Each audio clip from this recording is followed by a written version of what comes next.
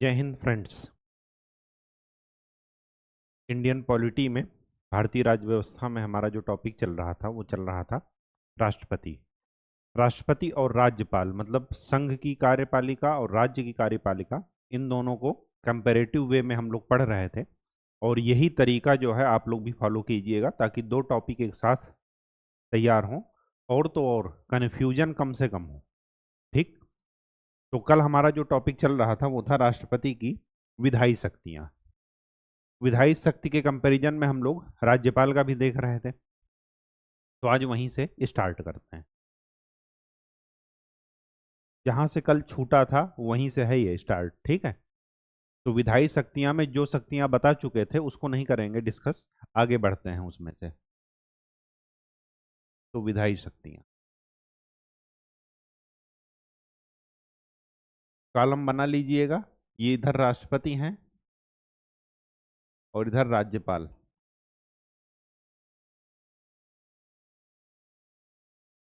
ठीक।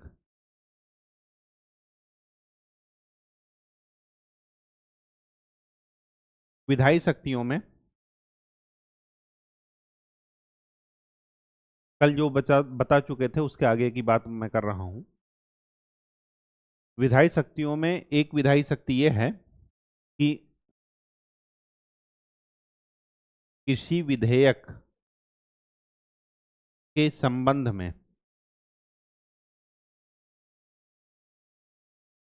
संसद को संदेश भेजना।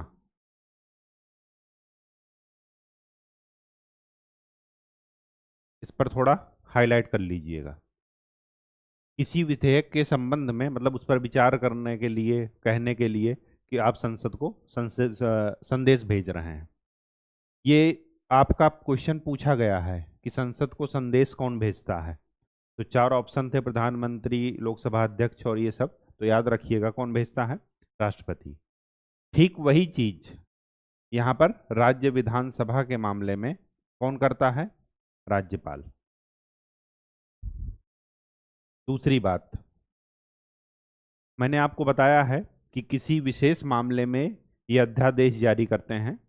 तो अध्यादेश जारी करने की शक्ति इनके पास भी है, इनके पास भी है, ये हम आपको बता चुके हैं। दूसरी बात आपको जो ध्यान रखना है वो ये ध्यान रखना है कि कुछ विशिष्ट रिपोर्ट्स को संसद के समक्ष रखना।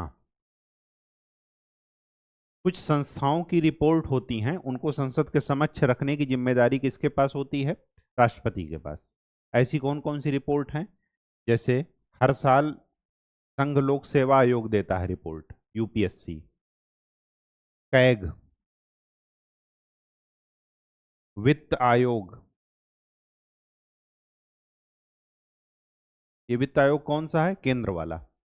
ठीक वही चीज राज्यपाल पर भी लागू होती है। ये कहां रखवाएंगे, विधानसभा के पटल पर।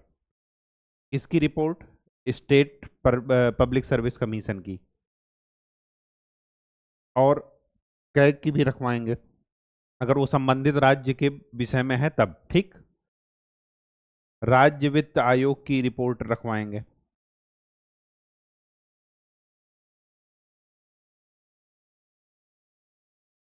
ठीक है। तीसरी बात, कुछ विशिष्ट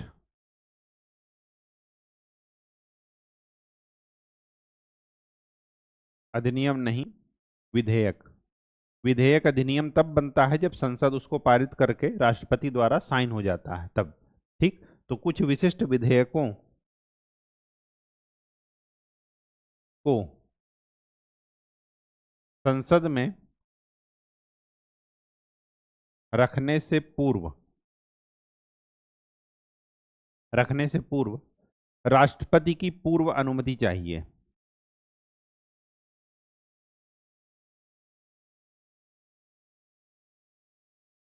राष्ट्रपति की पूर्व अनुमति चाहिए।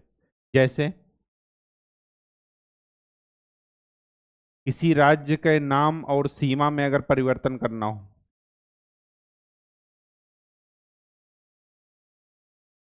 ठीक, अगर विधेयक धन विधेयक हो, धन विधेयक से संबंधित, ठीक, या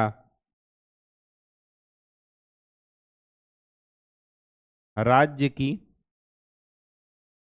संचित निधि से, सॉरी राज्य नहीं, भारत की संचित निधि से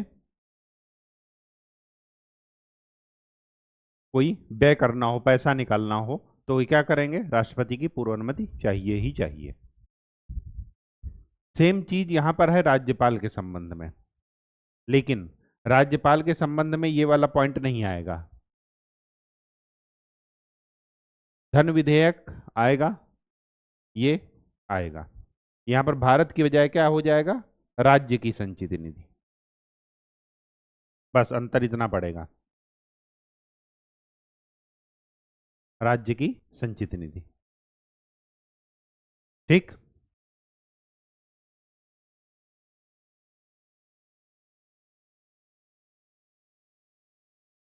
बात समझ में आ गई।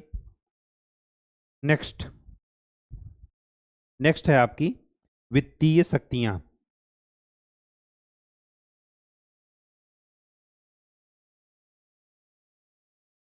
वित्तीय शक्तियां,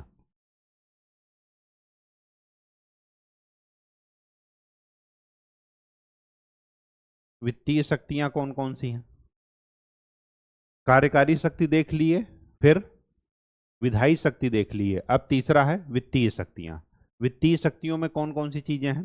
वित्तीय शक्तियों में है, पहला आपने सुना होगा बजट प्रस्तुत करना, ठीक। तो वार्षिक बजट नाम नहीं है लिखा है कहीं पर संविधान में, उसको कहते हैं वार्षिक वित्तीय विवरण, इसी को कहते हैं बजट प्रस्तुत करना। उसके पहले, प्रस्तुत करने से पहले भाषण देते हैं, ठीक। ये आर्टिकल 112 के तहत बजट प्रस्तुत किया जाता है, ये चीजें जरा ध्यान में रखिएगा, ठीक। दूसरी बात, एक होता है, तीन फंड होते हैं, एक होता है संचित निधि कंटिजेंसी फंड ऑफ इंडिया, फिर होता है लोक लेखा निधि पब्लिक अकाउंट ऑफ इंडिया, और तीसरा होता है संचित निधि मतलब कंसोलिडेटेड फंड ऑफ इंडिया, और लोक लेखा निधि मतलब पब्लिक अकाउंट ऑफ इंडिया, और उसके बाद एक तीसरी विधि होती है आकस्मिकता निधि, जिसको बोलते हैं कंटिजेंसी, ठीक। तो आकस्मिकता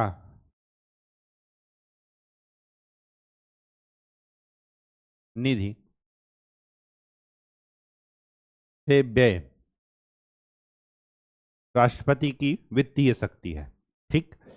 जरूरत, आकस्मिकता निधि मतलब आकस्मिक कोई जरूरत ऐसी आन पड़ी कि संसद से जो है बैठक में जो है मतदान करके व्यय की मांग नहीं कर सकते, धन नहीं निकाल सकते संचित निधि से, तो आकस्मिकता निधि से निकालते हैं। कोई हिडन खर्च हुआ तो, ठीक, जैसे गुप्तचर एजेंसी को पैसे देना है, ये ऐसा कुछ, तो आकस्मिकता निधि का इस्तेमाल किया जाता है। तीसरी बात, तीसरी बात यह है कि अनुदान की मांग,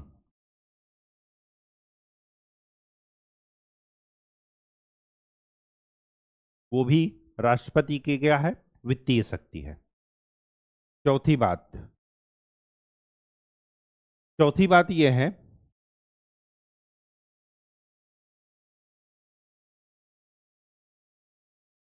कि धन विधेयक से संबंधित वो भी जो है राष्ट्रपति की क्या है, वित्तीय शक्ति है। धन विधेयक हमेशा राष्ट्रपति की पूर्व अनुमति से संसद में, संसद के सदन पर रखा जाएगा, ठीक। ये ध्यान में रखिएगा, ये राष्ट्रपति की क्या है, वित्तीय शक्ति है।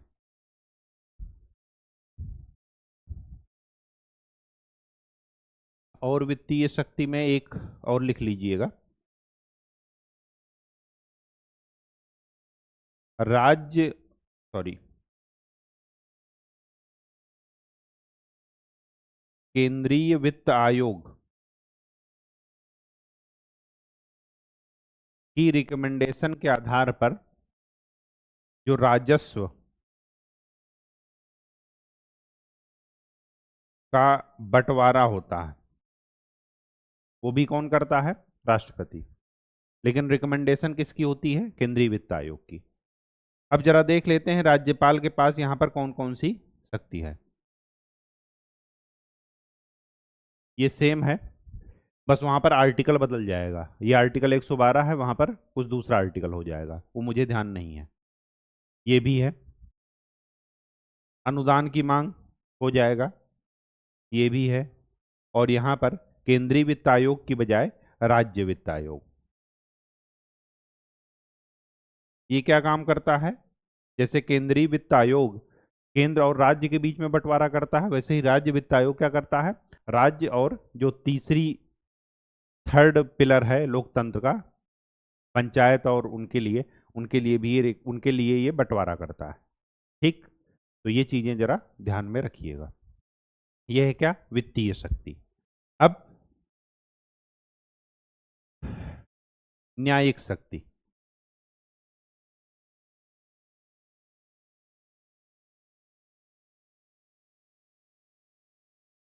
न्यायिक शक्ति में क्या चीजें ध्यान में रखना है? कौन सी है न्यायिक शक्ति?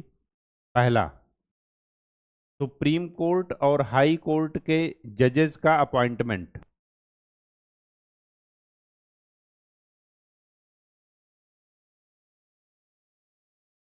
ये कौन करता है?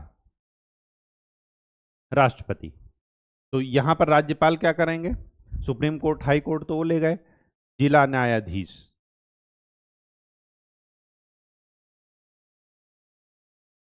की नियुक्ति कौन करेगा? राज्यपाल। लेकिन इसमें हाई कोर्ट की रिकमेंडेशन के आधार पर, अनुशंसा के आधार पर। ठीक। दूसरी बात, आपने ये सुना होगा कि किसी मैटर पर राष्ट्रपति सुप्रीम कोर्ट से सलाह लेता है। वो आर्टिकल याद रखिएगा, आर्टिकल 143। आर्टिकल 143 क्या है? राष्ट्रपति द्वारा सुप्रीम कोर्ट से ली गई सलाह, सुझाव, उन्होंने क्या सुझाव दिया क्या नहीं दिया ये कोई नहीं जान सकता। अगर इन्होंने सलाह दी तो इनको मानना, राष्ट्रपति को मानना ही है, ये जरूरी नहीं है। यहां पर सुप्रीम पावर किसके पास है? राष्ट्रपति के पास। ठीक, तो क्या ये भी ले सकते हैं? ये नहीं ले सकते, इनके पास ऐसी पावर नहीं है। ठीक, बात समझ में आ गई?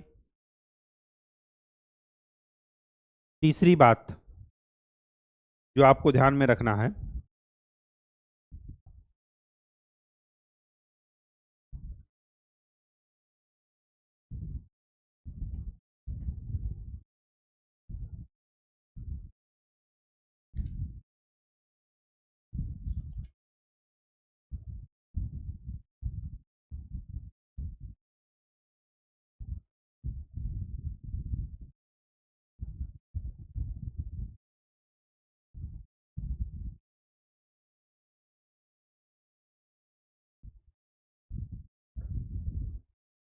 वो क्या ध्यान में रखना है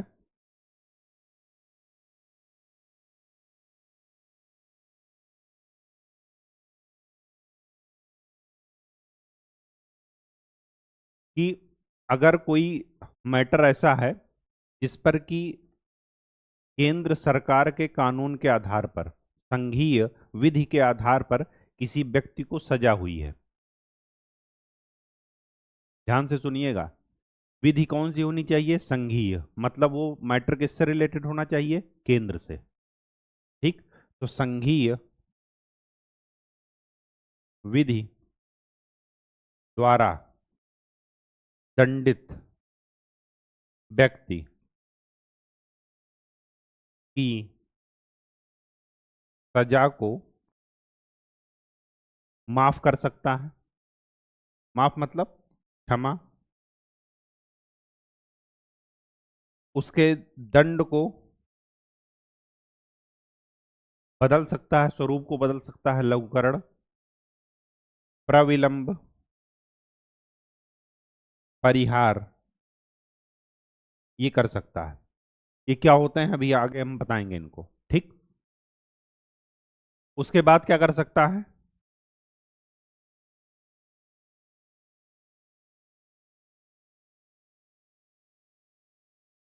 संघीय विधि पर।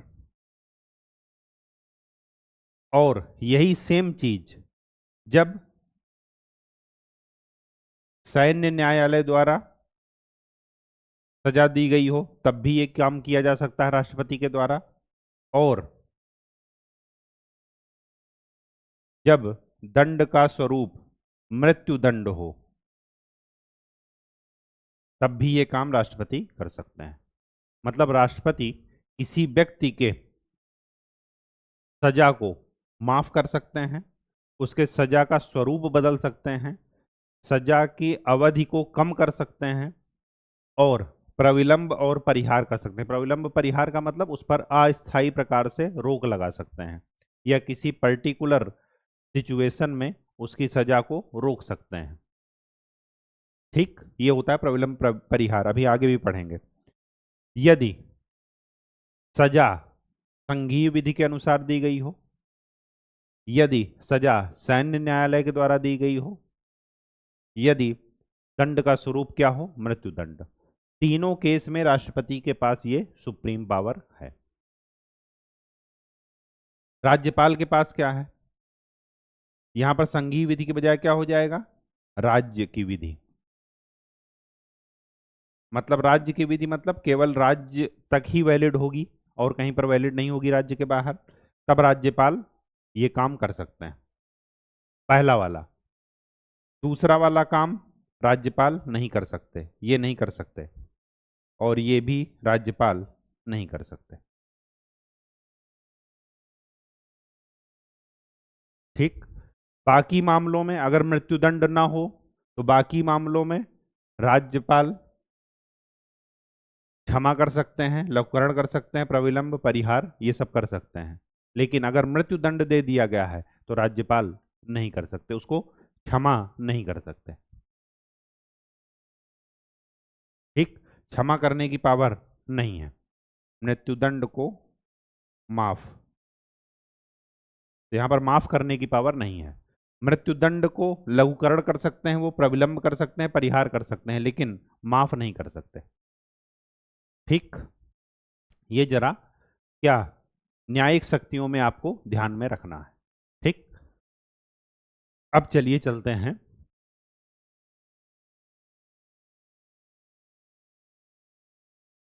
थोड़ा पीछे।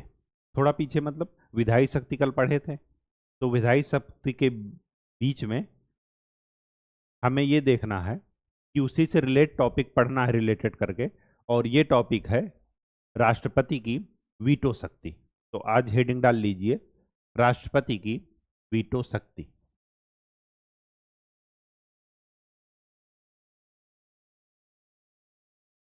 वीटो पावर मतलब वीटो शक्ति। वीटो का मतलब ये ध्यान रखिएगा, हिंदी में भी इसको वीटो ही लिखते हैं। वीटो का मतलब होता है मना कर देना, रोक देना, ठीक, नकार देना। तो हमें वीटो शक्ति, वीटो शक्ति चार प्रकार की होती है। कौन सी होती है? पहला है आत्यंतिक वीटो। आत्यंतिक वीटो का क्या मतलब है? Absolute veto.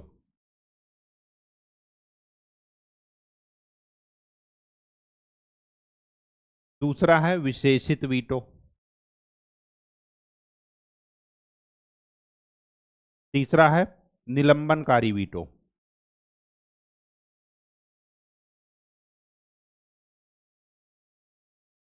और चौथा है पॉकेट वीटो।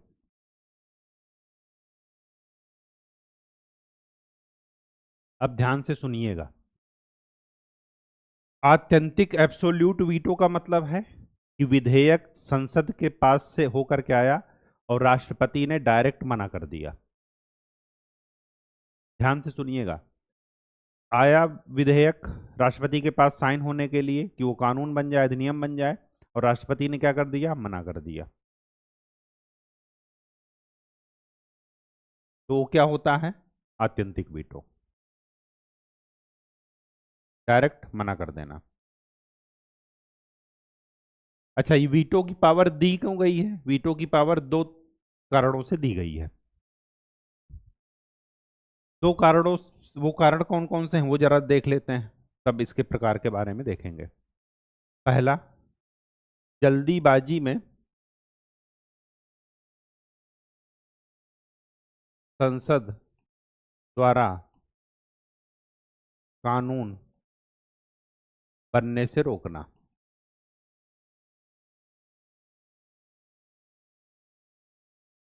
जल्दीबाजी में अगर संसद ने कोई कानून बनाना चाहा तो राष्ट्रपति क्या कर सकते हैं, वीटो कर सकते हैं। ठीक। और दूसरा, किसी असंवैधानिक विषय पर विधि बनने से रोकना, ये दूसरा कारण है। अगर राजनीतिज्ञ लोग इतने करप्ट हो गए कि वो असंवैधानिक विषय पर विधि बनाएंगे तो राष्ट्रपति उनको क्या कर लेंगे, रोक लेंगे, वीटो लगा देंगे उस विधेयक पर। ठीक।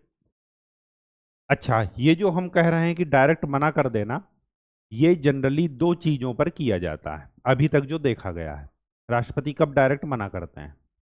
तो राष्ट्रपति दो मैटर, दो सब्जेक्ट पर जनरली मना करते हैं। पहला, यदि विधेयक गैर सरकारी सदस्य द्वारा लाया गया हो, द्वारा लाया गया हो, इनिशिएट किया गया हो। गैर सरकारी सदस्य वो होते हैं जो ऐसे सांसद जो मंत्री ना हो। जैसे आज के समय कैबिनेट में राहुल गांधी जी नहीं है, और अगर राहुल गांधी जी ऐसा विधेयक लाते हैं और वो सदन में पास हो जाता है, फिर राष्ट्रपति के पास जाता है, तो राष्ट्रपति उस विधेयक पर जनरली ये वाला वीटो इस्तेमाल करते हैं।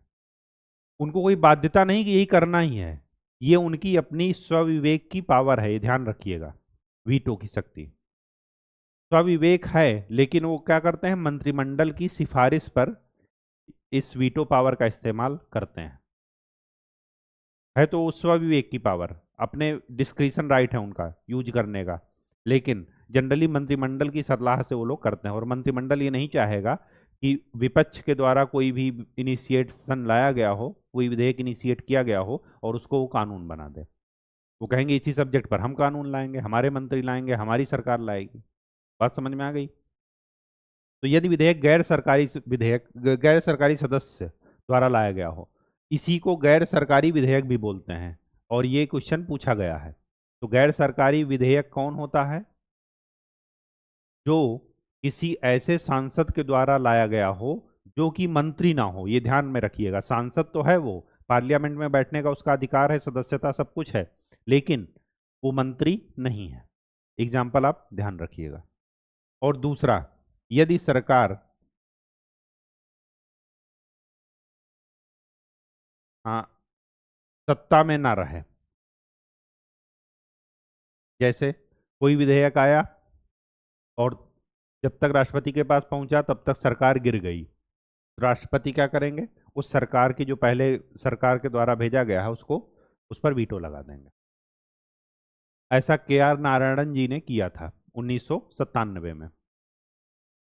उनसे पूछे बिना एक विधेयक लाया गया था जिसमें संसद सदस्यों के वेतन भत्ते बढ़ा दिए गए थे, और उन्होंने अपनी पावर दिखा दी।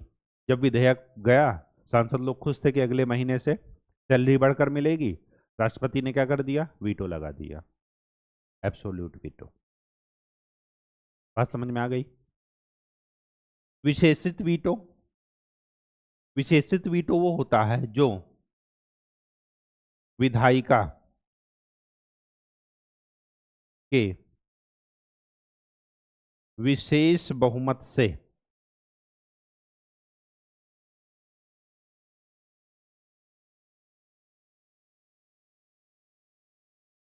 ओवर रूल किया जा सके।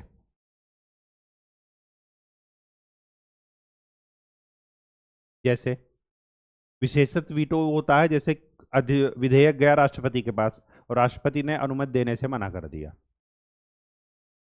जब मना कर दिए तो आत्यंतिक वीटो, ठीक। लेकिन विशेषित वीटो में क्या होता है कि वो डायरेक्ट मना नहीं करते, वो क्या करेंगे, या तो वापस कर देंगे या अपने पास रखे रहेंगे, कोई डिसीजन नहीं लेंगे। तो अगर वो वापस कर देते हैं तब तो आ जाएगा निलंबनकारी वीटो में। और अगर वो अपने पास रखे रहते हैं और उसी बीच में वही सेम विधेयक संसद के सदस्य, संसद ने जो है विशेष बहुमत से दोबारा पारित करके भेज दिया, अभी उन्हीं के पास है, राष्ट्रपति के पास वही सेम विधेयक, जब संसद सदस्यों ने देखा कि ये साइन नहीं कर रहे हैं तो वही सेम विधेयक क्या कर रहे हैं, उसी को दोबारा विशेष बहुमत से पारित करके और फिर राष्ट्रपति के पास भेज दिया। मतलब राष्ट्रपति के पास विधेयक की 2 कॉपी आ गई और जो दूसरी वाली कॉपी है वो विशेष बहुमत से पारित होकर के आई है। तो राष्ट्रपति को उस विधेयक में अनुमति देनी होगी। मतलब इस वीटो का इस्तेमाल कब करते हैं, इस वीटो को ओवर रूल कब करते हैं, कि अगर राष्ट्रपति ने ये वीटो लगा दिया तो ओवर रूल कब करेंगे, कैसे होगा, जब संसद विशेष बहुमत के द्वारा वही विधेयक पारित करके राष्ट्रपति के पास भेज दे जिस पर राष्ट्रपति ने अभी कोई निर्णय नहीं लिया है। ये ध्यान रखिएगा, विधेयक राष्ट्रपति के पास है, ना तो उन्होंने मना किया है और ना ही पुनर्विचार के लिए वापस किया है। ऐसा क्यों है, देखिए ऐसा इस वजह से है क्योंकि राष्ट्रपति के पास अगर टाइम लिमिट होगी कि आपको इतने दिन में विधेयक पर डिसीजन लेना है कि साइन करना है कि नहीं करना, अगर वो उतने दिन में डिसीजन नहीं लेंगे तो संसद ये वाला काम करेगी। इसलिए ये ध्यान रखिएगा, ये वाली पावर भारत के राष्ट्रपति के पास नहीं है।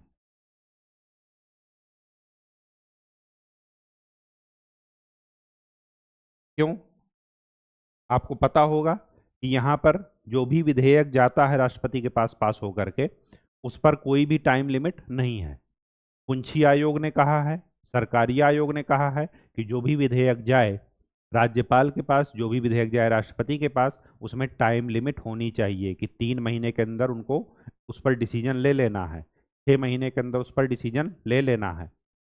लेकिन ऐसा अभी तक रूल नहीं बना। तो विशेषित वीटो कहां पर यूज होगा, जहां पर राष्ट्रपति के लिए टाइम लिमिट दी गई होगी कि इतने दिन में अगर राष्ट्रपति ने डिसीजन नहीं लिया तो संसद दोबारा से विशेष बहुमत के द्वारा वही विधेयक भेज देगी। और ऐसा होता है अमेरिका में। तो ये पावर, विशेषित वीटो की पावर कहाँ है, राष्ट्रपति को, अमेरिका के राष्ट्रपति को। क्यों, क्योंकि वहां पर राष्ट्रपति को 10 दिन का समय दिया जाता है, 10 दिन के अंदर उनको उस पर डिसीजन लेना ही लेना है। अगर 10 दिन के अंदर उन्होंने डिसीजन नहीं लिया तो उनके वीटो को निरस्त करने के लिए संसद यही काम करती है, सीनेट और हाउस ऑफ रिप्रेजेंटेटिव। ठीक, बात समझ में आ गई। तो विशेषित वीटो भारत के राष्ट्रपति के पास नहीं है। ठीक, अब आता है निलंबनकारी वीटो। निलंबनकारी वीटो क्या होता है कि जो विधायिका के सामान्य बहुमत से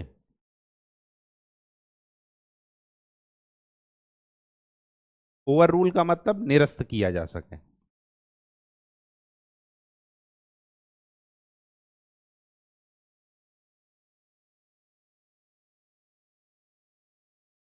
ठीक, एक याद रखिएगा, पेप्सू विधेयक आया था सबसे पहले 1951 1961 के आसपास शायद है। ठीक, तो वहां पर निलंबा वो आत्यंतिक वीटो का इस्तेमाल किया गया था। भारत में किसी भी विधेयक के लिए राष्ट्रपति के द्वारा इस शक्ति का प्रयोग नहीं किया जाएगा क्योंकि ये है ही नहीं उनके पास। निलंबनकारी वीटो में क्या होता है, जिसको बोलते हैं सस्पेंडेड वीटो। सस्पेंडेड वीटो का क्या मतलब है, देखिए अगर कोई विधेयक राष्ट्रपति के पास गया साइन करने के लिए तो उनके पास क्या चॉइस है, या तो स्वीकृति दे दें, ये कल हमने देखा, या वो मना कर दें। आत्यंतिक वीटो लगा दें। तीसरी चॉइस और है कि वो उसको क्या कर दें, पुनर्विचार के लिए लौटा दें। तो कुछ दिन वो अपने पास रखेंगे, फिर पुनर्विचार के लिए लौटाएंगे। और मैंने आपको बताया कि पुनर्विचार के लिए जैसे ही लौटाए तो संसद ने उस पर विचार किया नहीं किया। अगर सेम विधेयक संसद ने पारित करके भेज दिया, किस बहुमत से, सामान्य बहुमत से, वही सेम विधेयक चाहे संशोधन करके भेजा हो चाहे एज इट इज भेज दिया हो, तो राष्ट्रपति को जो वीटो की, निलंबनकारी वीटो की पावर थी, निलंबनकारी मतलब अननेसेसरी का डिले करना, तो विधेयक आया, राष्ट्रपति ने उसको वापस भेज दिया कि फिर से इसको देखो, तो क्या कर दिए, उसको डिले कर दिए। लेकिन जब वापस से आ गया विधेयक इनके पास, तो ये पावर समाप्त हो गई, निलंबनकारी वीटो। तो ये जो है विधायिका के सामान्य बहुमत से इस वीटो को ओवर रूल किया जा सकता है। और ये विधेयक, ये जो वापस करने वाला विधेयक है, पुनर्विचार वाला मैटर, कि जब पुनर्विचार के लिए भेजते हैं, तो मैंने आपको बताया है कि पुनर्विचार कभी भी धन विधेयक के मामले में नहीं होगा। धन विधेयक के पास, राष्ट्रपति के पास दो ही ऑप्शन हैं, या तो यस करना है या नो करना है, तीसरा ऑप्शन नहीं है। ठीक, तो इस वीटो का इस्तेमाल धन विधेयक वाले मामले में नहीं किया जाएगा, ये लिख लीजिएगा। ये वीटो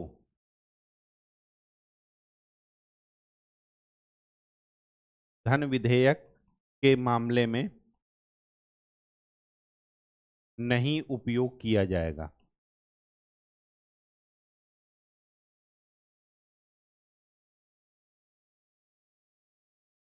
ठीक, धन विधेयक के मामले में केवल वो हो सकता है बस।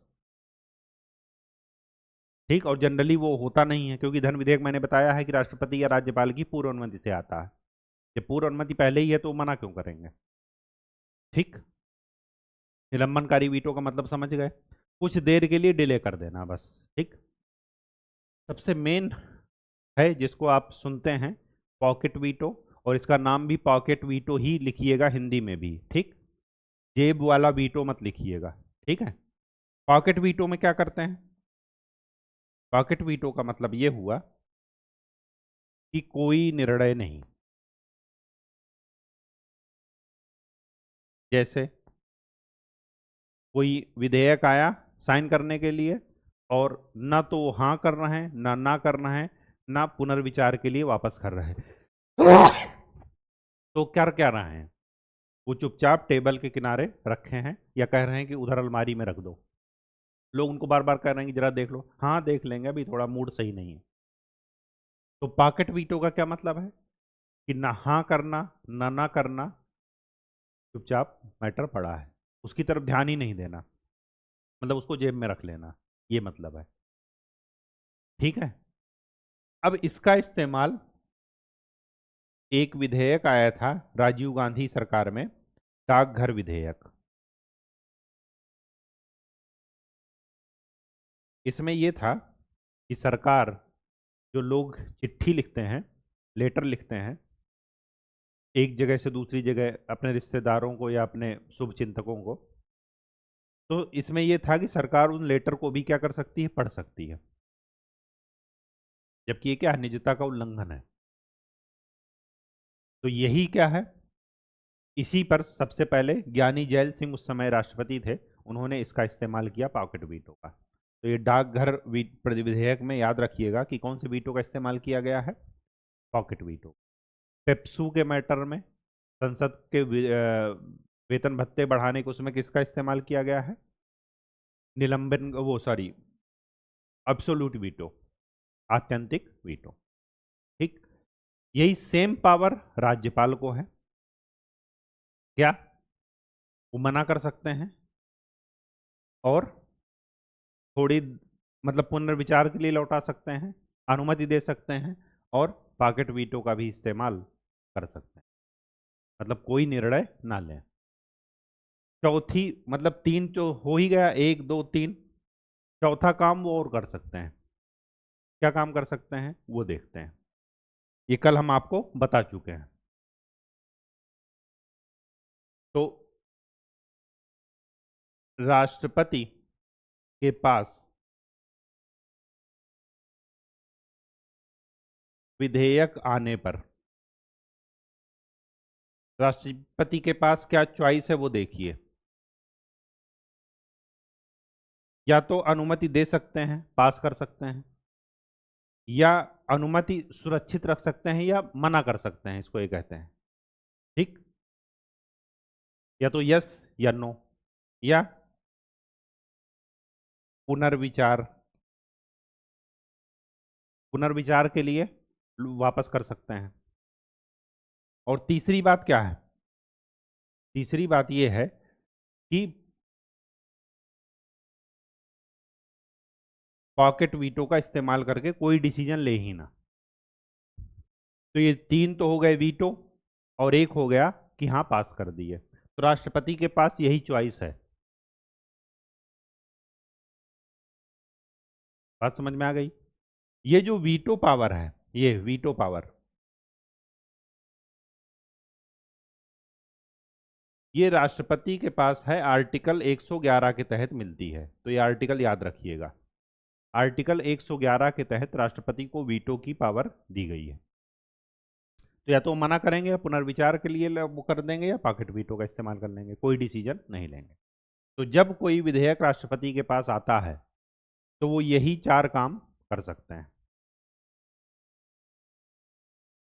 ठीक, अब अगर राज्यपाल के पास आ गया तो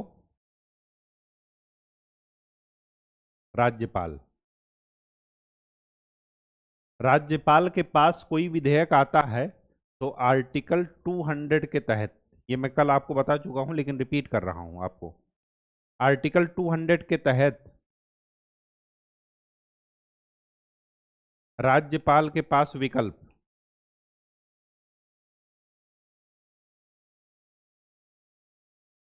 कौन कौन से विकल्प हैं राज्यपाल के पास? या तो अनुमति दे दें, वही चीज, या अनुमति ना दे, सुरक्षित रख लें। तीसरी बात, पुनर्विचार।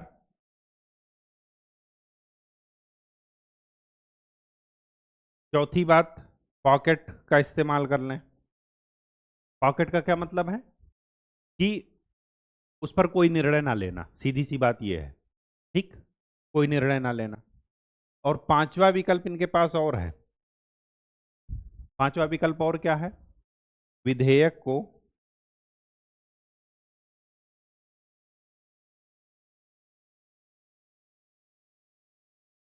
राष्ट्रपति की अनुमति के लिए आरक्षित कर सकते हैं।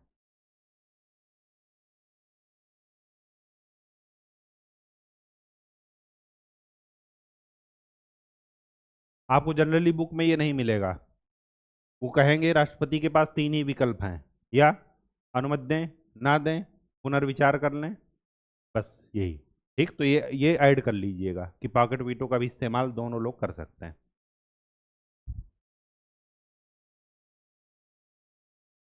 बात समझ में आ गई? अच्छा, अब आपको ये ध्यान में रखना है कि ये जो राज्यपाल के पास पांचवा विकल्प हमने दे दिया कि विधेयक को राष्ट्रपति के लिए आरक्षित कर दिए, अब यहीं पर जब विधेयक राष्ट्रपति के पास गया, जब विधेयक राष्ट्रपति के पास गया तो राष्ट्रपति के पास विकल्प क्या है? राष्ट्रपति के पास विकल्प, और ये विकल्प आर्टिकल 201 के तहत है।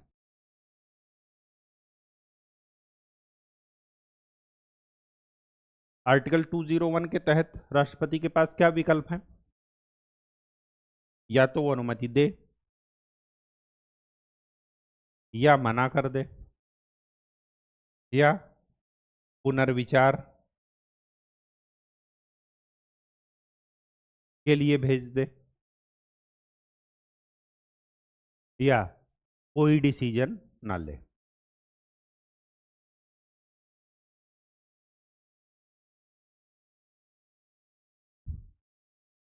आया है, पढ़ा। तो पॉकेट वीटो का राइट हर जगह है, लेकिन पॉकेट वीटो हर जगह लिखा नहीं जाएगा, इसलिए बुक में लिखा नहीं है। क्यों? क्योंकि वो माना जाता है कि वो हर जगह राइट है। कहानी समझ में आ गई? अब देखिए, मैंने आपको बताया कि ना दे तब तो ठीक है। पुनर्विचार वाले में दो ऑप्शन याद रखिएगा, दो ऑप्शन। क्या दो ऑप्शन है? कि यदि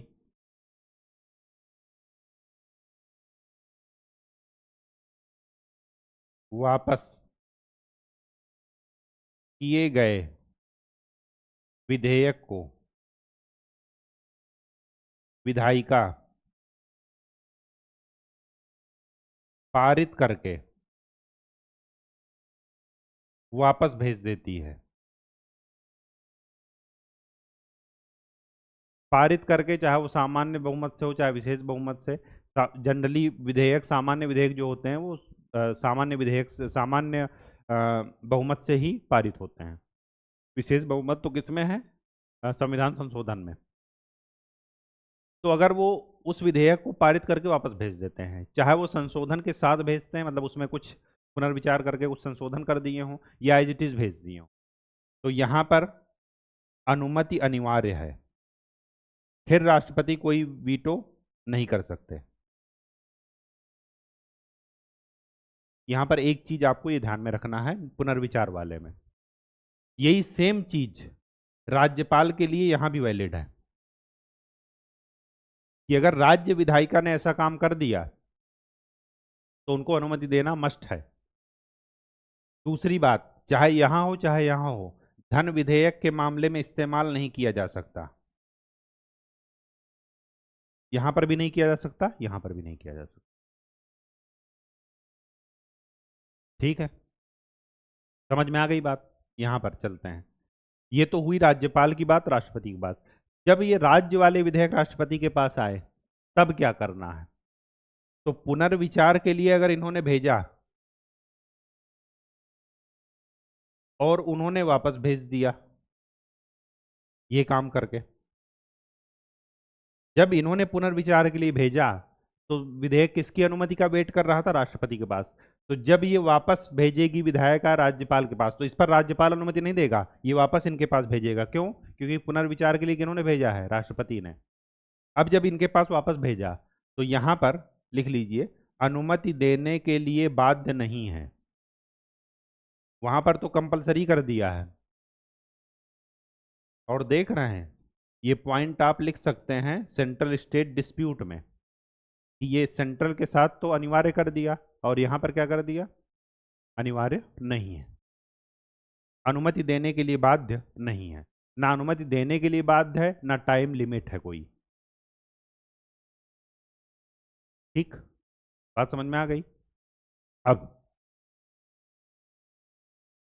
अब आपको ये ध्यान में रखना है कि संविधान संशोधन विधेयक, कॉन्स्टिट्यूशनल अमेंडमेंट एक्ट,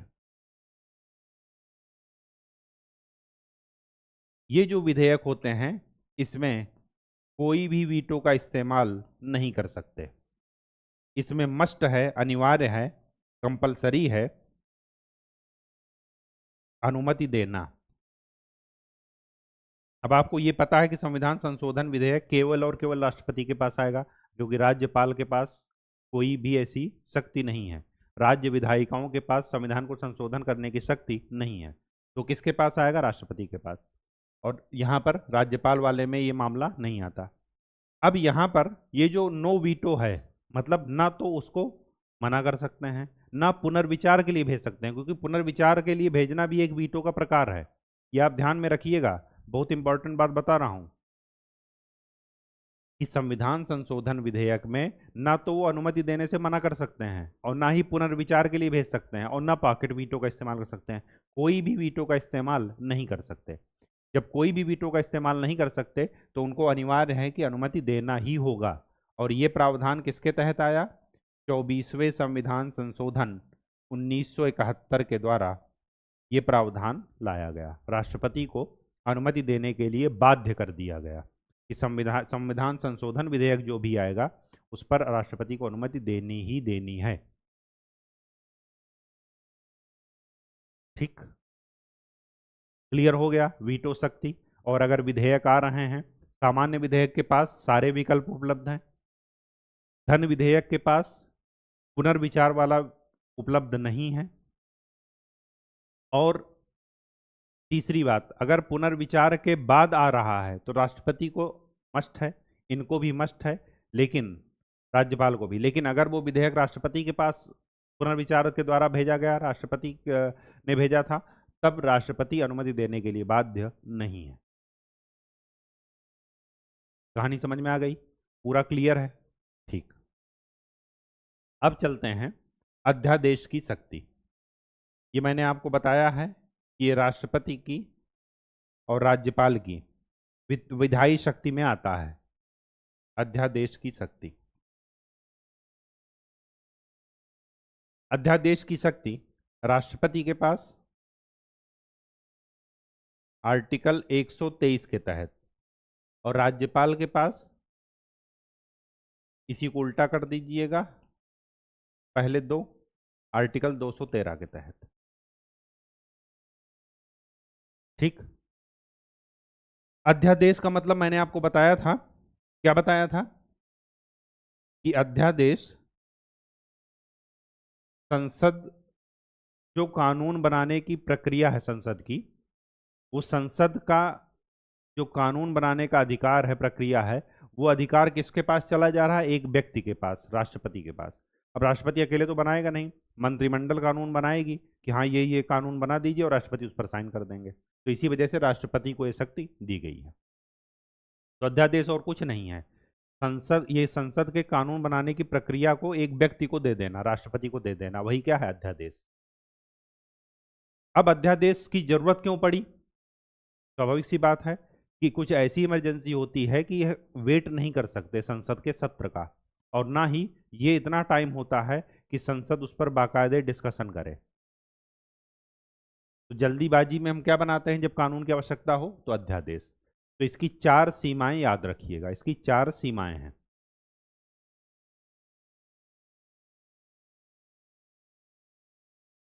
दोनों का कंपैरिजन करके देख लेंगे। पहला, तभी जारी किया जा सकता है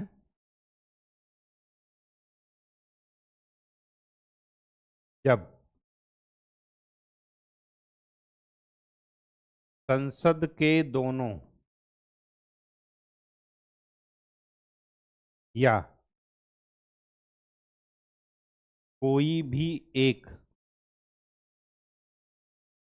सदन का सत्र ना चल रहा हो।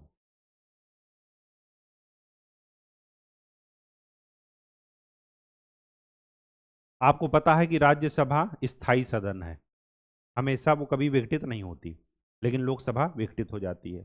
तो अगर लोकसभा विघटित हो गई हो तब ये काम किया जा सकता है। क्यों? क्योंकि अब कानून बनाने वाला कोई है ही नहीं। और दूसरा, जब दोनों सत्र की छुट्टी चल रही हो, एक एक महीने का बीच में गैप होता है हर एक सत्र के बीच में, 1 महीने या 2 महीने का होता है, 3 3 6 3 9, एक एक महीने का होता है। ठीक, 3 महीने का एक सत्र होता है। तो बीच में अगर गैप हो गया हो और उस बीच में ऐसा कोई मैटर पर कानून बनाना हो तो क्या कर सकते हैं? अध्यादेश जारी कर दें। इसको हिंदी में क्या बोलते हैं? ऑर्डिनेंस। ठीक, सेम चीज यहां पर है राज्यपाल के लिए। अगर द्विसदनीय है, मतलब विधान परिषद और विधानसभा दोनों है, तब तो वही कि दोनों सदन वो ना हो, या विधानसभा है खाली तो विधानसभा की बात करेंगे। ठीक, तीसरी बात, सॉरी दूसरी बात, तभी जारी किया जा सकता है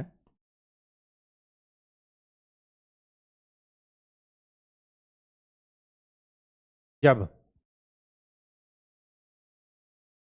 तत्काल कार्यवाही की परिस्थिति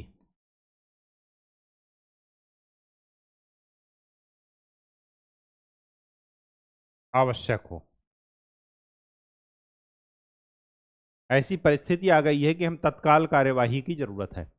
वही चीज सेम यहां पर। ठीक।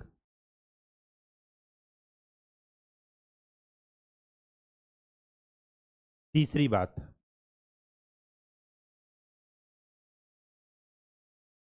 संसद जिस मैटर पर कानून बना सकती है, कौन कौन से मैटर पर संसद कानून बना सकती है? एक संघीय सूची पर, यूनियन लिस्ट पर, और दूसरा कॉन्करेंट या समवर्ती लिस्ट पर।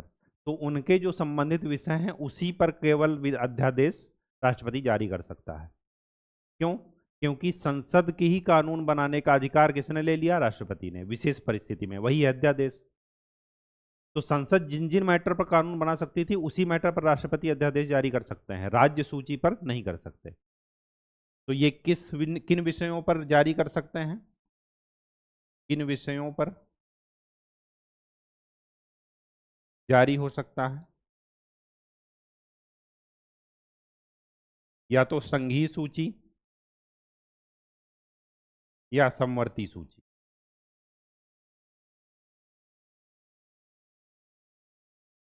ये किन विषयों पर जारी कर सकते हैं? ओनली स्टेट लिस्ट, राज्य सूची के विषय पर।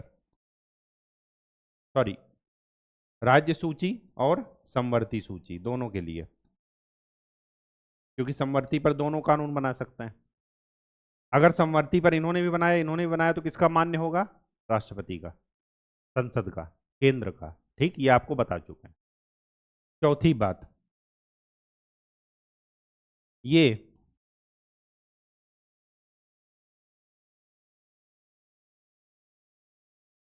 अधिनियमों की तरह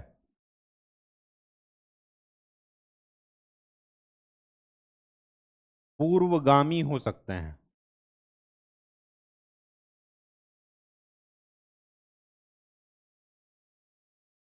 ये भी वही। इसका क्या मतलब है इस लाइन का? इस लाइन का मतलब ये है, जैसे आज गवर्नमेंट ने अध्यादेश निकाला और कहा कि हम टैक्स लेंगे, टैक्स की रेट, वो दर हम जो है रिवाइज कर रहे हैं। जो अभी तक 5% ले रहे थे वो टैक्स, वो 3% कर देंगे या 6% कर दिए। और ये प्रावधान सन 2000 से लागू कर दिए, आज की डेट में ये अध्यादेश निकाल दिए। तो ये 2000 से जितने भी टैक्स के मामले हैं उनमें अब टैक्स की दर कितने परसेंट से कैलकुलेट होगी? 3% से या 2% से, जो भी उस अध्यादेश में लिखा रहेगा। जैसे कानून पीछे से लागू होते हैं वैसे ही ये अध्यादेश भी पीछे से लागू हो सकते हैं। ठीक, कोई वो जो है दिक्कत की बात नहीं है। जो पांचवी बात सबसे ज्यादा इंपॉर्टेंट है, ये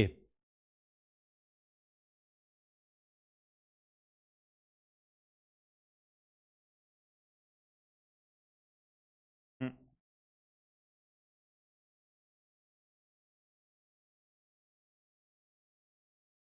अध्यादेश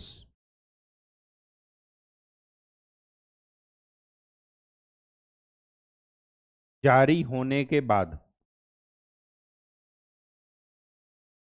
अध्यादेश जारी होने के बाद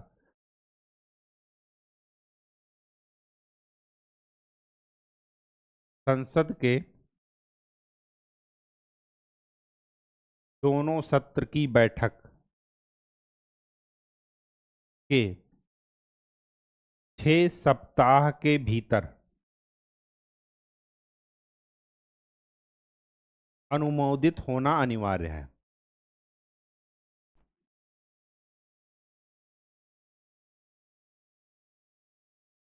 राज्यसभा तो हमेशा ही रहती है, विघटित होती नहीं है।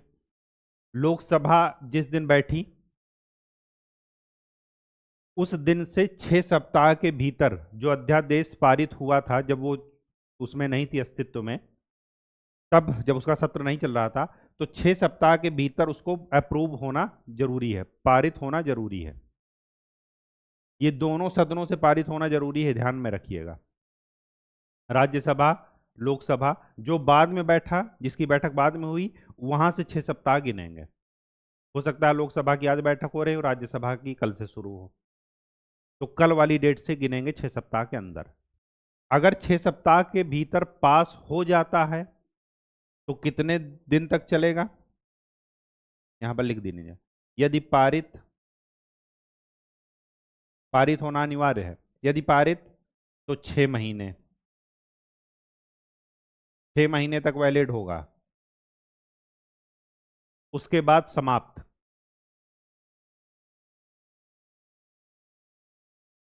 क्यों? क्योंकि अध्यादेश लाया गया था इमरजेंसी में।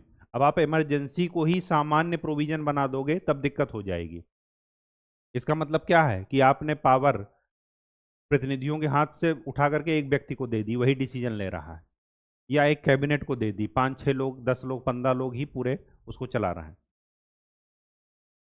तो 6 महीने तक ही इमरजेंसी का प्रोविजन इस्तेमाल किया जा सकता है, उसके बाद ये अपने आप नष्ट हो जाएगा, मतलब निरस्त हो जाएगा, नॉन इनवैलिड घोषित हो जाएगा। अगर 6 महीने के अंदर कानून बन गया, इसको संसद के जैसे कानून बनाने की प्रक्रिया है, तब ये कानून का रूप ले लेगा। अगर कानून नहीं बना तो 6 महीने बाद इसको एक्सटेंड नहीं कर सकते।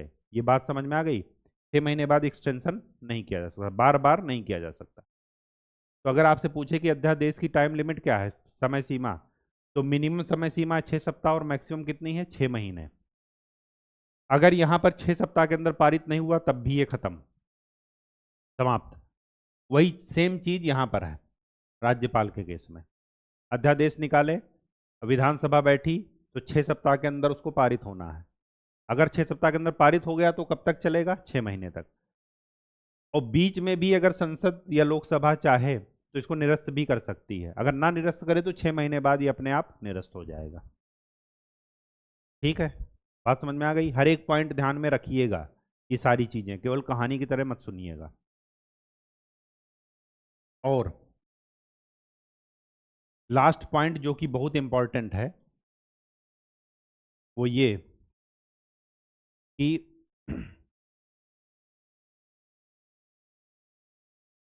यह संसद के कानून बनाने की शक्ति के पूरक शक्ति नहीं है। पूरक शक्ति मतलब कि एक के इस्तेमाल की जगह दूसरे का इस्तेमाल कर लिए। इमरजेंसी में आपको पावर दी गई है, वो इमरजेंसी के रूप में ही आप इस्तेमाल करेंगे। ऐसा नहीं कि सामान्य काल में 6-6 महीने बाद अध्यादेश ला रहे हैं दनादन। ऐसा क्यों किए? क्योंकि एक टीसी वाधवा केस हुआ है बिहार का, और ये हुआ है 1967 से लेकर के 1981। कितने साल हो गए? 14 साल। 14 साल में इन्होंने लगभग 287 या 267 बार अध्यादेश लाए हैं, सोचिए। जैसी वैलिडिटी खत्म हुई 6 महीने, तुरंत फिर अध्यादेश ला दिए। ये क्या है? ये पावर का मिसयूज है और कुछ नहीं है। और बिना कोई लैंग्वेज चेंज किए, बिना कुछ, उसी को सेम सेम रिपीट कर रहे हैं। तो डीसी वाधवा केस में सुप्रीम कोर्ट ने यह बताया कि आपको कानून बनाने की शक्ति दी गई है, लेकिन कानून बनाने की बजाय आप अध्यादेश से काम चलाएंगे, ये उचित नहीं है। ये आपको ध्यान में रखना है। ठीक है,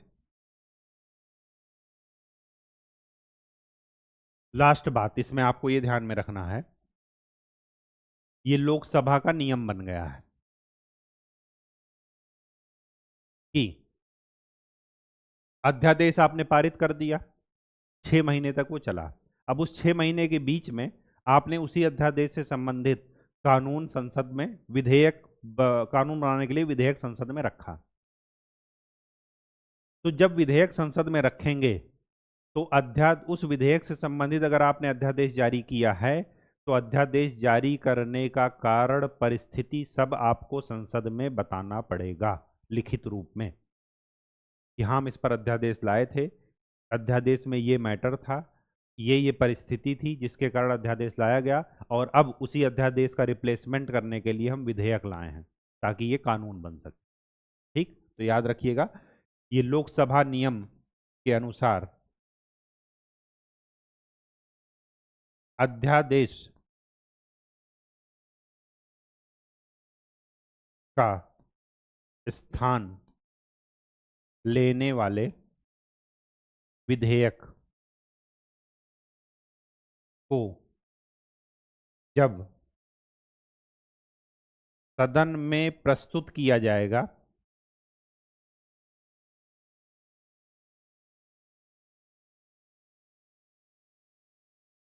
तो अध्यादेश जारी करने के कारणों व परिस्थितियों को सदन के सम्मुख रखा जाएगा।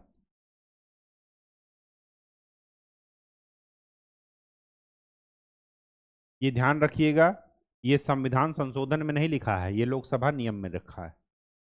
सेम चीज यहां पर भी है विधानसभा में।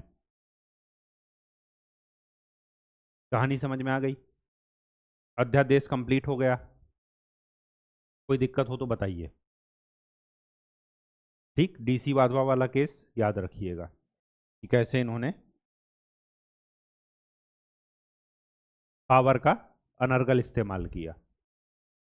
अब अगला टॉपिक है राष्ट्रपति की क्षमादान शक्ति।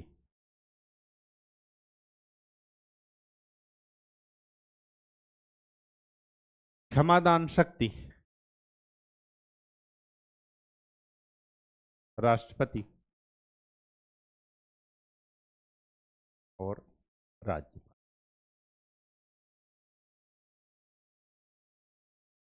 ये क्या है? किस आर्टिकल के थ्रू है? आर्टिकल 72 में ये मेंशन्ड है, राष्ट्रपति की क्षमादान की शक्ति। और ये आर्टिकल 161 161। ठीक, कितना अंतर है? 89 का। इसमें 72 में अगर 89 जोड़ देते हैं तो राज्यपाल की क्षमादान की शक्ति आ जाएगी। अब आपको पता है कि राष्ट्रपति किन किन मामलों में व्यक्ति को क्षमादान की शक्ति दे सकता है। अगर संघीय विषयों से संबंधित, संघीय कानून से संबंधित किसी को सजा दी गई हो तो राष्ट्रपति के पास ये अधिकार है। दूसरा, अगर सैन्य न्यायालय के द्वारा सजा दी गई हो तब ये अधिकार है। और अगर दंड का स्वरूप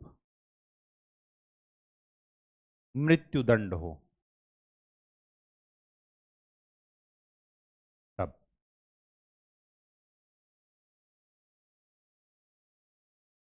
राज्यपाल के पास,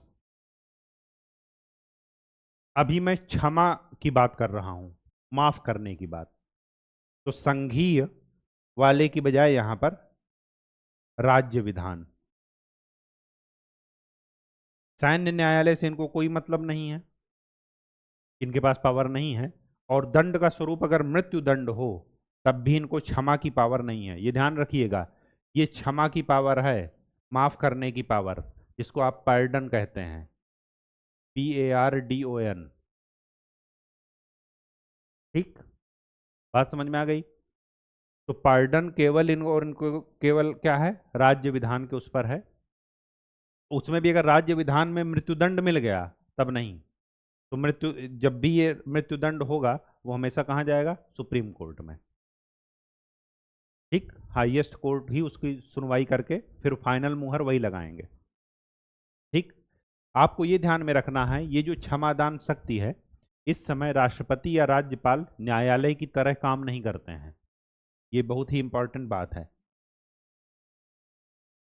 न्यायालय की तरह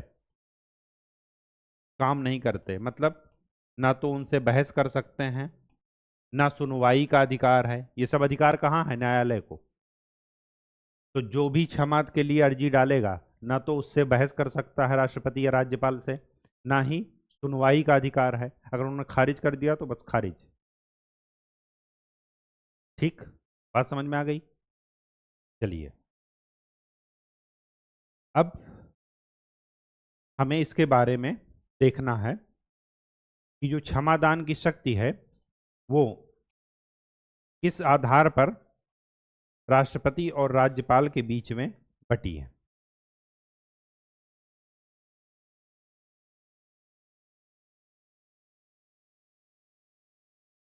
ठीक।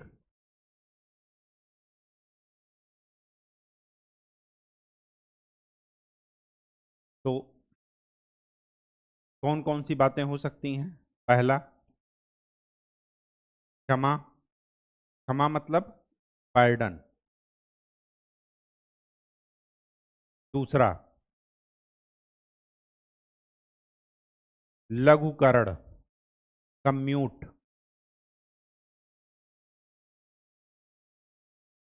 परिहार,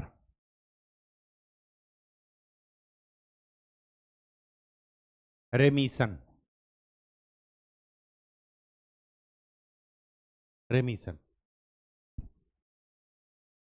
रेमिशन के बाद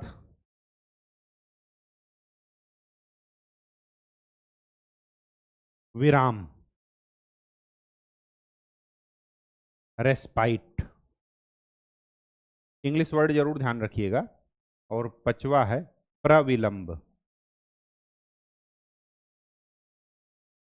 रेप्राइव।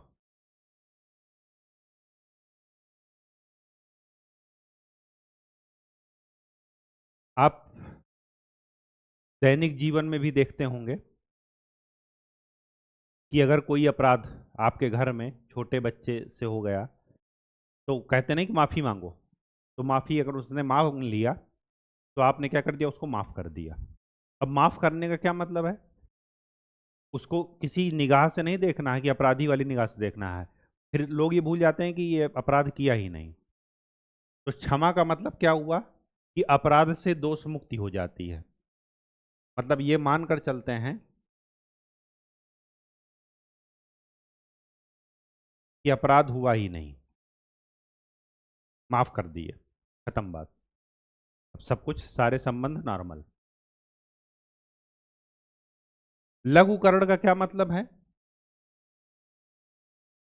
सजा का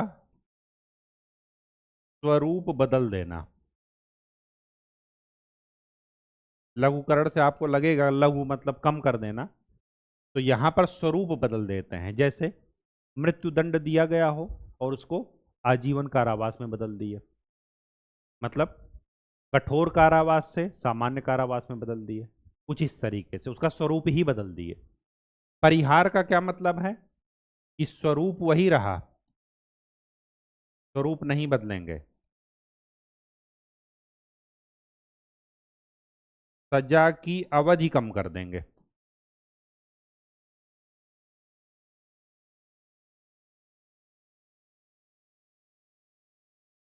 जैसे 4 साल की सजा है तो उसको 2 साल कर दिए। अगर 4 साल कठोर कारावास है तो उसको 2 साल कठोर कारावास कर दिए। कठोर कारावास वही है, मतलब सजा के स्वरूप को नहीं बदलना है, तो परिहार। ठीक। चौथी बात,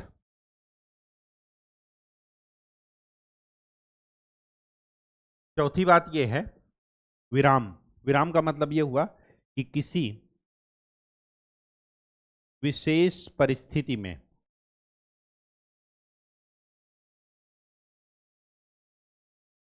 सजा पर रोक लगाना।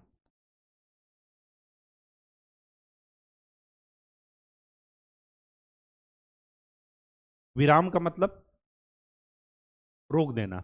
अब ये कौन कौन सी विशेष परिस्थिति हैं, इसके एग्जाम्पल कौन कौन से हैं? विशेष परिस्थिति कौन कौन सी हो सकती हैं? जैसे शारीरिक अपंगता आ गई हो, विकलांगता। दूसरा और क्या हो सकता है? दूसरा ये हो सकता है कि कोई महिला है वो गर्भवती हो गई हो, तो उस समय उसकी सजा पर रोक लगा देते हैं। ठीक। प्रविलंब का क्या मतलब है? कि विशेष परिस्थितियों में दंड में विलंब करना।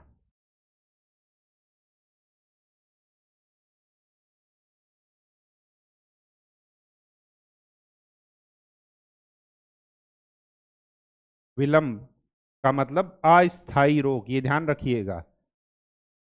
विलंब का मतलब ही यही है कि टेम्परेरी हमने रोक दिया है।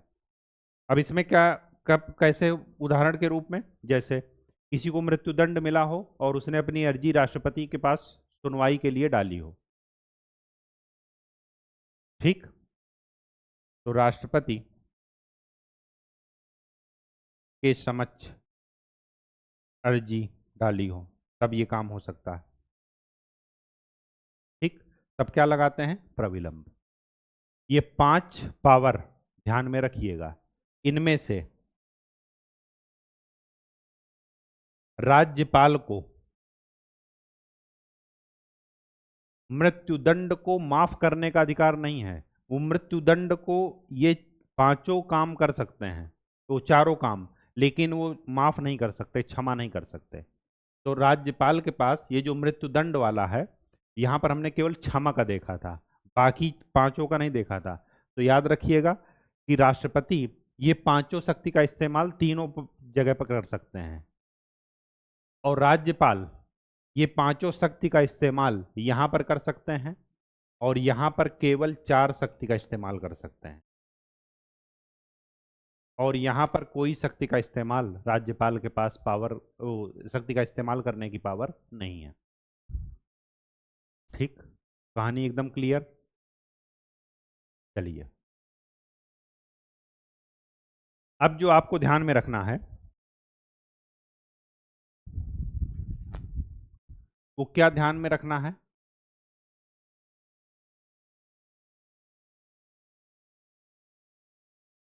हाँ, एक चीज और मैं बता दूं आपको, जरा पीछे चलते हैं।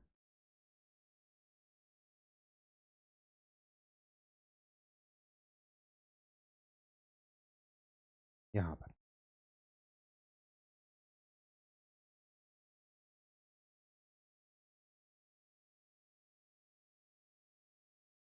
अधिकतर आपने सुना होगा कि सेंट्रल और वो स्टेट, राज्य और केंद्र के बीच में डिस्प्यूट का मामला ही चलता है कि राज्यपाल अननेसेसरी रूप से जो विधेयक जरूरी नहीं है उनको भी राष्ट्रपति के लिए आरक्षित रख लेते हैं, ठीक है। तो राष्ट्रपति के पास अगर आरक्षित रखे ले रहे हैं, तो कौन से विधेयक को मस्ट है आरक्षित रखना, कि उनको आरक्षित रखना ही पड़ेगा, वो, उस पर कोई जो है लेट लतीफ़ी या ढीला पाही नहीं चलेगी। वो कौन से विधेयक हैं जिस पर राज्यपाल को, जिसको राज्यपाल को राष्ट्रपति के लिए आरक्षित रखना ही होगा, ठीक। तो राज्यपाल द्वारा राष्ट्रपति के लिए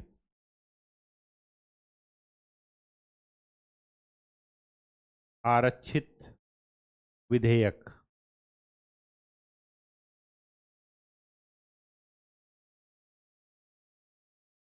अनिवार्य है। ये चीज अनिवार्य है यदि उसमें कोई भी ऐसा सब्जेक्ट हो जिससे उच्च न्यायालय की शक्ति कम हो रही हो, उच्च न्यायालय की शक्ति कम हो रही हो, तब ऐसे विधेयक को राष्ट्रपति के लिए आरक्षित करना मस्ट है। ये ध्यान में रखिएगा, ठीक है। इसमें कोई भी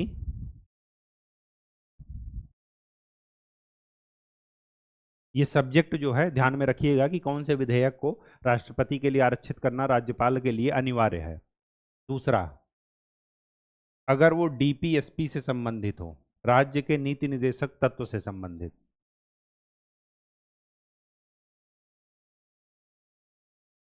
संपत्ति अधिग्रहण से संबंधित हो, 31C, 31 आर्टिकल 31C, संपत्ति के अधिग्रहण से संबंधित हो,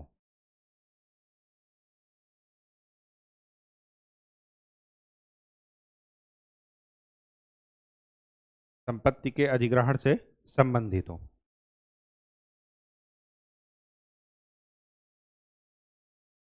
कोई भी ऐसा विषय जो राष्ट्रीय महत्व का हो,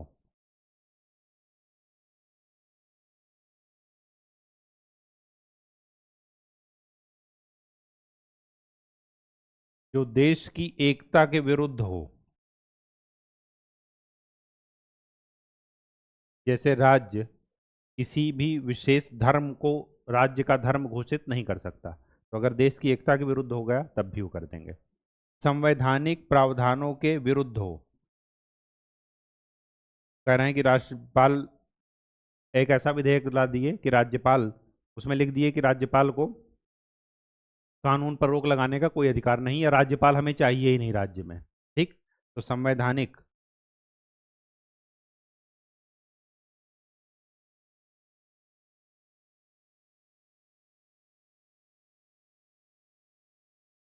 विषय के विरुद्ध, तब ऐसा विधेयक को राज्यपाल को राष्ट्रपति के लिए आरक्षित रखना अनिवार्य है। ठीक, तीसरी बात, एक चीज और ध्यान रखिए, त्यागपत्र की बात। ये कल ही बताना था, ये मैं आपको बताना भूल गया था, तो आज ध्यान में आ गया तो लिख लीजिए। त्यागपत्र में आपको ध्यान में रखना है कि राष्ट्रपति किसको त्यागपत्र देंगे? उपराष्ट्रपति को। और अगर उपराष्ट्रपति अवेलेबल नहीं है तो किसको देंगे? सीजेआई को, चीफ जस्टिस ऑफ इंडिया। ठीक, वही चीज उपराष्ट्रपति के लिए भी वैलिड है कि अगर उपराष्ट्रपति को त्यागपत्र देना है तो कहाँ देंगे? राज्यपाल को। लेकिन यहाँ वो सॉरी राष्ट्रपति को। यहाँ पर क्या करना है, अगर राज्यपाल को देना है त्यागपत्र तो किसको देंगे? राष्ट्रपति को, क्योंकि उनकी अपॉइंटमेंट कौन कर रहा है? राष्ट्रपति, केंद्र सरकार। ठीक, बात समझ में आ गई? तो ये त्यागपत्र का भी ध्यान में रखिएगा। ये भी लिख लीजिए एक चीज और, कि क्षमादान मंत्रिमंडल की सलाह के अनुसार होता है। क्षमादान की शक्ति राष्ट्रपति की विवेकाधीन शक्ति तो है, लेकिन वो विवेक के अनुसार ना करके मंत्रिमंडल की सलाह के अनुसार उस पर काम करते हैं, अपने से काम नहीं करते। ठीक, वही चीज राज्यपाल के मामले में भी लागू होती।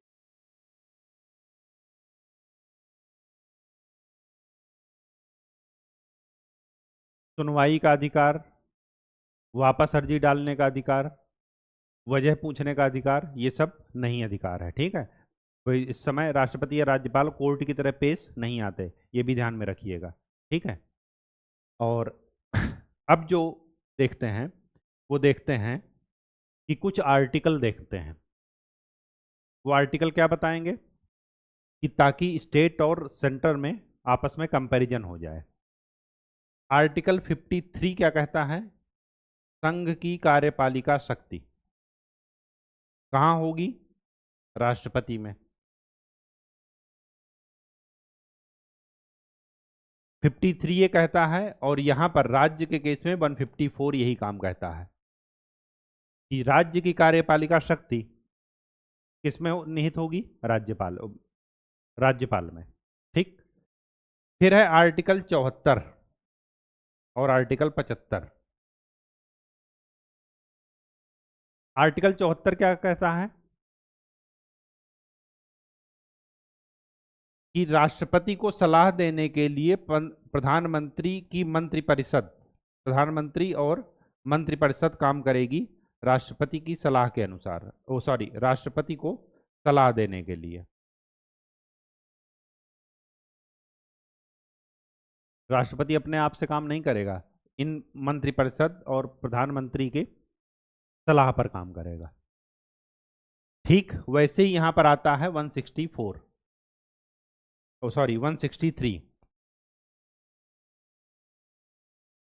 कि राज्यपाल को सलाह देने के लिए कौन रहेगा? मुख्यमंत्री और उसकी मंत्रिपरिषद।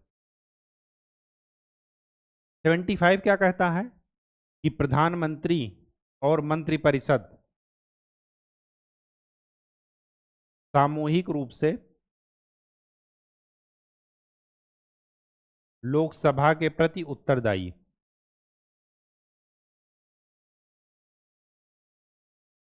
ठीक, यहां पर 164 कहेगा कि मुख्यमंत्री और मंत्रिपरिषद किसके लिए विधानसभा के प्रति सामूहिक रूप से उत्तरदायी हैं।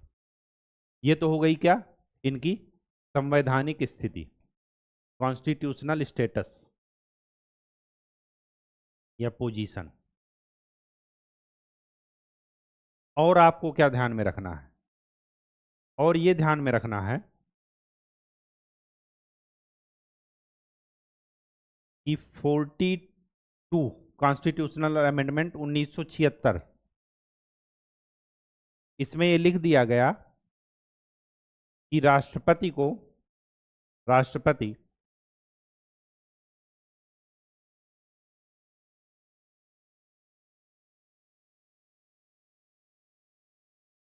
मंत्रिपरिषद की सलाह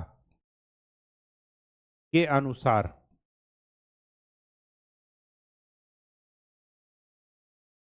कार्य करने के लिए बाध्य है।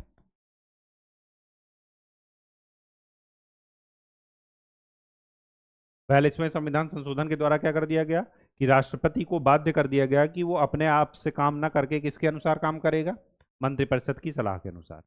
और उसमें कौन होंगे, प्रधानमंत्री और मंत्री, कैबिनेट मंत्री। लेकिन राज्यपाल के पास ऐसी बाध्यता नहीं है, ये आपको ध्यान में रखना है। और ये एक और इंडिकेशन दे रहा है कि केंद्र और राज्य में कौन मजबूत है, केंद्र। लेकिन राज्यपाल के लिए ऐसी बाध्यता नहीं है, ऐसी बाध्यता नहीं है। ठीक, ये आपको ध्यान में रखना है। और क्या ध्यान में रखना है, और ये ध्यान में रखना है कि जो असम, मेघालय, त्रिपुरा, मिजोरम, ये कौन स्टेट हैं, ये अनुसूची 6 में जो राज्य हैं।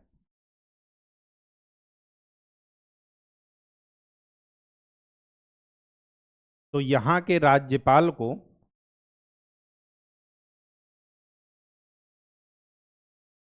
जो राज्य में खनिज पाए जाएंगे, खनिजों के लिए जो स्वायत्त जिला परिषद हैं,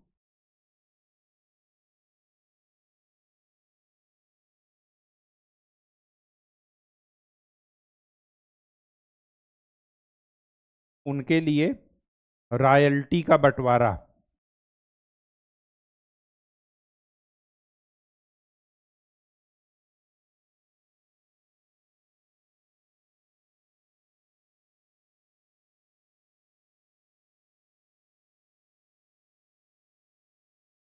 का अधिकार किसको है, राज्यपाल को, इन्हीं 4 स्टेट में।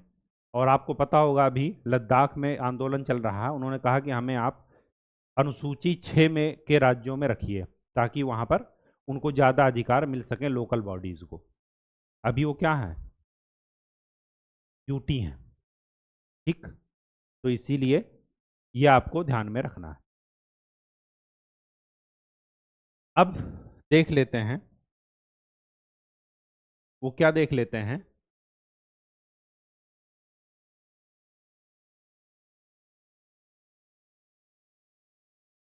राष्ट्रपति की सूची। अच्छा, एक चीज आपको और बता दूं, वो क्या बता दूं,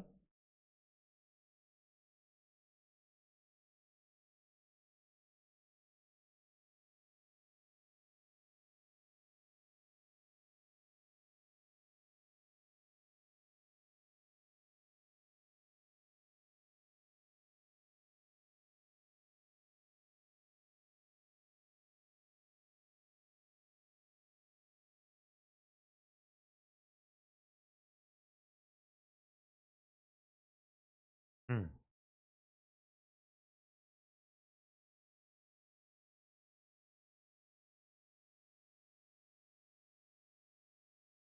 ये जो राज्यपाल को और राष्ट्रपति को माफ करने का अधिकार है, ये यहां पर संघीय प्लस समवर्ती दोनों है। और यहां पर भी समवर्ती, राज्य विधान प्लस समवर्ती दोनों है। ठीक। अगर जो है, अगर डिस्प्यूट होगा समवर्ती पर तो किसका मान्य होगा? राष्ट्रपति। ठीक है, ये आपको ध्यान में रखना है। हाँ, अब कुछ आपको सूचियां याद रखना है कि कैसे कैसे राष्ट्रपति बने थे। वो टेबल जरा ध्यान में रखना है आपको, एग्जैक्ट तो नहीं, लेकिन चीजें ध्यान में होनी चाहिए। तो पहले 2 टर्म तो राजेंद्र प्रसाद जी ने काटे, ये 2 बार राष्ट्रपति बने। ठीक, 2 बार।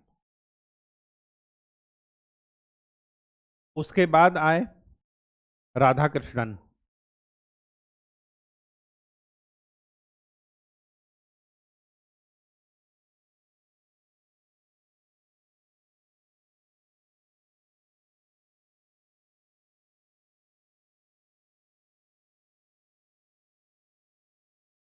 फिर आए जाकिर हुसैन।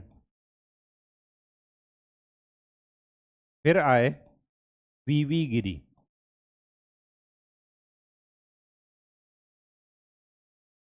गिरी लिखिएगा, गिरी।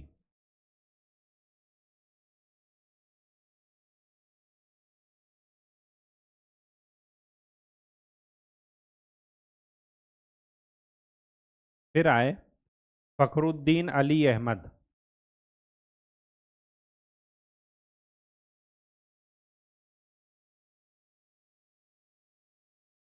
फिर आ गए संजीवन रेड्डी।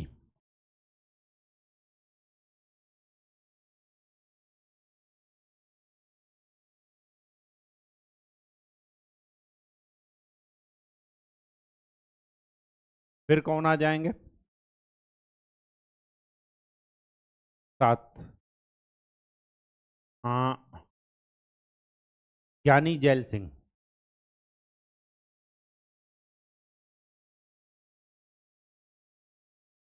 फिर वेंकट रमन।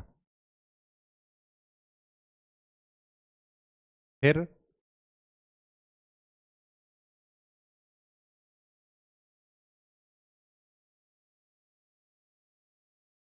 शंकर दयाल शर्मा।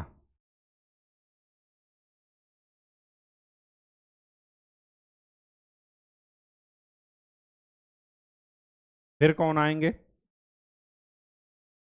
शंकर दयाल शर्मा के बाद आएंगे के आर नारायणन।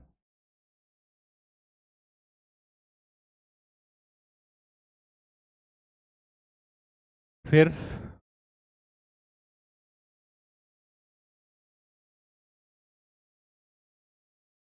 के आर नारायणन के बाद आएंगे अब्दुल कलाम। कलाम साहब आएंगे।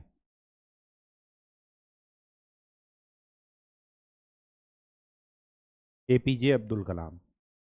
फिर 11 के बाद प्रतिभा पाटिल।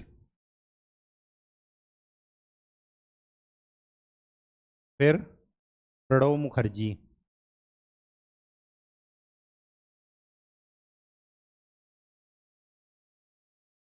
फिर रामनाथ कोविंद।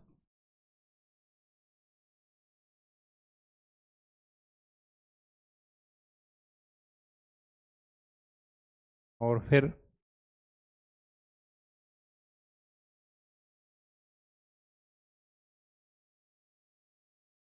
द्रौपदी मुर्मू।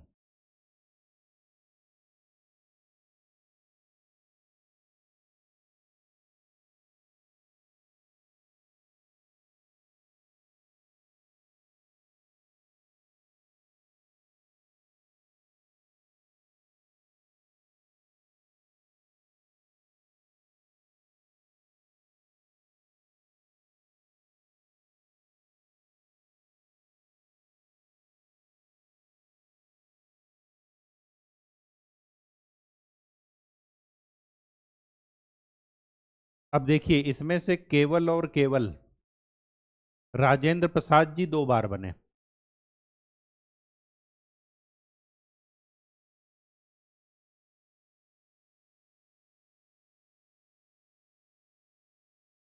और आपको क्या ध्यान में रखना है?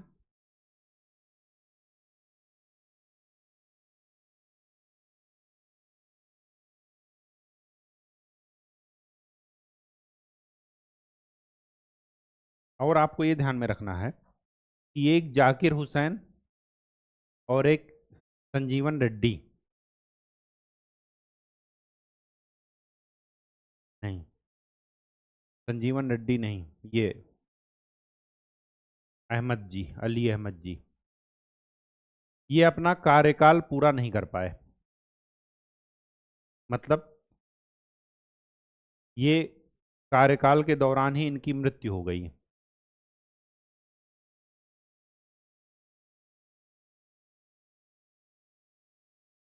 और इनके नाम ये रिकॉर्ड है कि ये पहले एक और इकलौते ऐसे राष्ट्रपति हैं जो निर्विरोध, मतलब इनका कोई प्रतिद्वंदी नहीं था, निर्विरोध निर्वाचित हैं ये अभी तक में। ये 1977-78 के आसपास की बात है। ठीक, ये आपको ध्यान में रखना है। और क्या ध्यान में रखना है? और ये ध्यान में रखना है कि राधा, जाकिर और गिरी, ये तीन यहां से हो गए,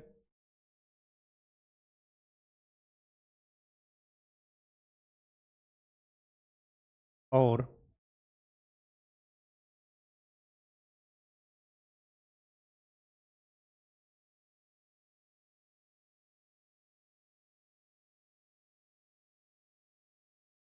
तीन यहां से हो जाएंगे। 7, 8, 9, ज्ञानी जैल सिंह, वेंकट रमण और शंकर दयाल शर्मा। तो ये टोटल 6 लोग हैं जो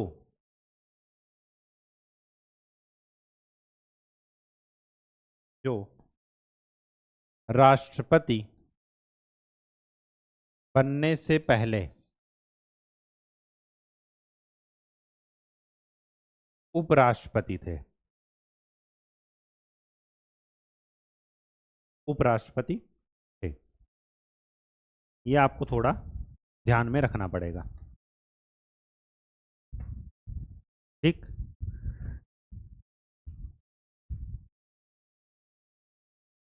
बात समझ में आ गई?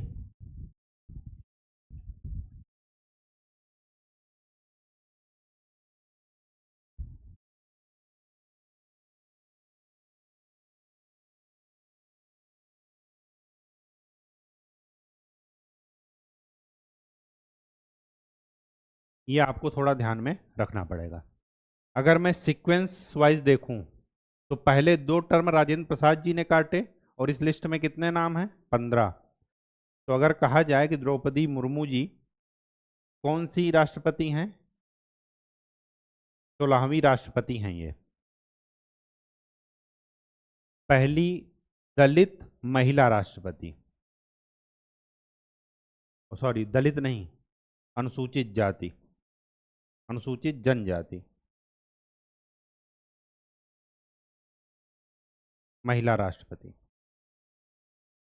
और पहली महिला राष्ट्रपति कौन थी? प्रतिभा देवी सिंह पाटिल। ये आपको ध्यान में रखना है। कुछ महत्वपूर्ण अनुच्छेद जो आपको ध्यान में रखने हैं। आर्टिकल 60 में है शपथ। तो अगर आर्टिकल 60 में राष्ट्रपति की शपथ है तो आपको ये ध्यान में रखना है कि आर्टिकल 159 में राज्यपाल की शपथ हो जाएगी।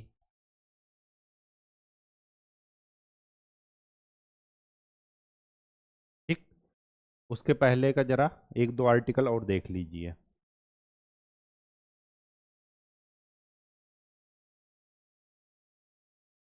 तिरपन तो बता ही चुके हैं आपको। 54, 55,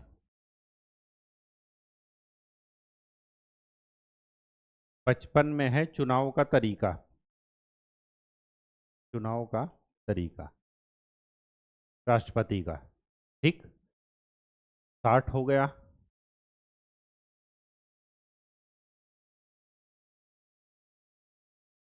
56 में है इनका कार्यकाल राष्ट्रपति का। और इधर 156 में है राज्यपाल का कार्यकाल।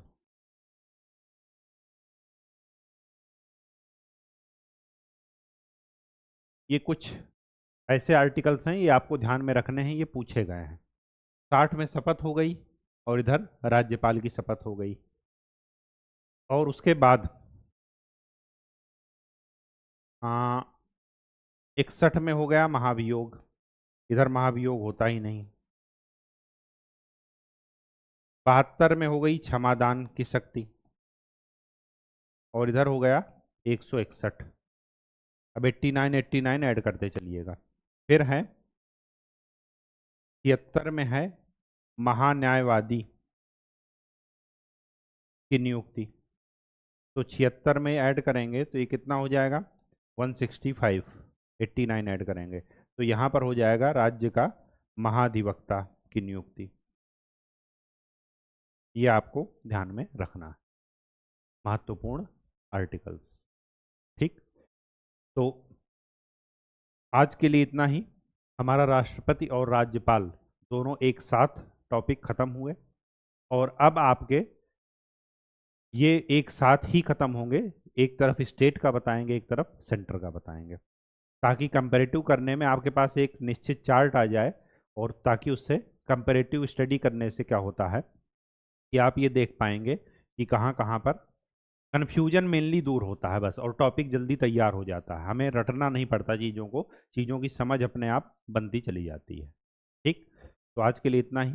नेक्स्ट लेक्चर में हम लोग उपराष्ट्रपति के बारे में, प्रधानमंत्री, उपराष्ट्रपति और मंत्री, मुख्यमंत्री, ये तीनों एक साथ देखेंगे ताकि हमारा एक साथ चीज़ें कंपैरेटिव वे में समझ भी बढ़े और चीज़ें तैयार भी हो जाए। तो प्रीवियस ईयर क्वेश्चन जरूर सॉल्व करते रहिए और बार बार चीज़ों का रिवीजन कीजिए। धन्यवाद।